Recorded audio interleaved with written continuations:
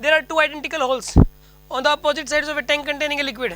The tank is open at top.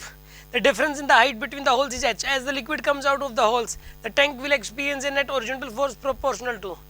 आपको एक बात बताओ, एक रिजल्ट मैंने याद करवाया था.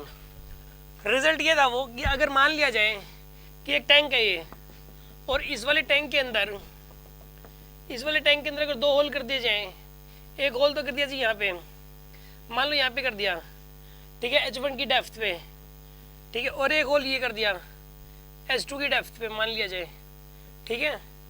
तो इसके अंदर इनके पीछे गैप है डेल्टा एच, इनके पीछे गैप एच या डेल्टा एच है, ये मान लो आप डेल्टा एच है या फिर एच है, ठीक है ना, इनके पीछे गैप.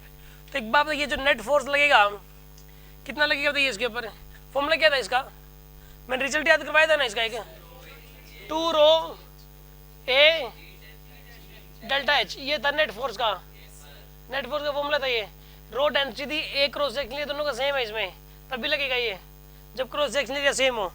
अगर क्रॉस सेक्शन एरिया अलग अलग होगा तो पहले इसकी वजह से फोर्स निकालोगे, फिर इसकी वजह से फोर्स निकालोगे, फिर रिजल्टेंट दोगे. यहाँ पर by the way area same, अगर एरिया सेम होगा तभी ये वाला फॉर्मूला लगेगा, अदरवाइज नहीं लग पाएगा फॉर्मूला. तो रो का आपको पता है, ए का पता है आपको, जी का आपको पता है, डेल्टा एच इनके पीछे गैप है. डेल्टा एच को स्मॉल एच बोल रहा है एक्चुअल में, तो डेल्टा एच को स्मॉल एच यानी कि ये बोल रहा है 2 रो ए जी एच, इसी को बोल रहा है. तो ये सारे कॉन्स्टेंट्स हैं, तो डायरेक्टली प्रोपोर्शनल टू एच हुआ कि नहीं हुआ बताइए आप. यहाँ पे जो ना इसने ये पूछा है कि एच स्क्वायर के डायरेक्टली प्रोपोर्शनल, रूट एच के डायरेक्टली प्रोपोर्शनल है, क्या होगा मतलब इसमें.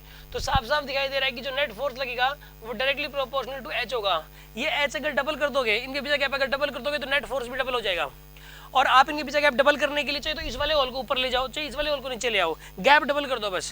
गैप अगर डबल कर दोगे इनके बीच का तो फोर्स भी डबल हो जाएगा. यानी कि याद रखिए कि अगर एक कंटेनर है, कंटेनर के अंदर 2 होल किए गए हैं, तो ऐसे केस में उन दोनों होल्स की वजह से लगने वाला जो नेट फोर्स होगा वो directly proportional to gap between the holes होगा, directly proportional to gap between the holes.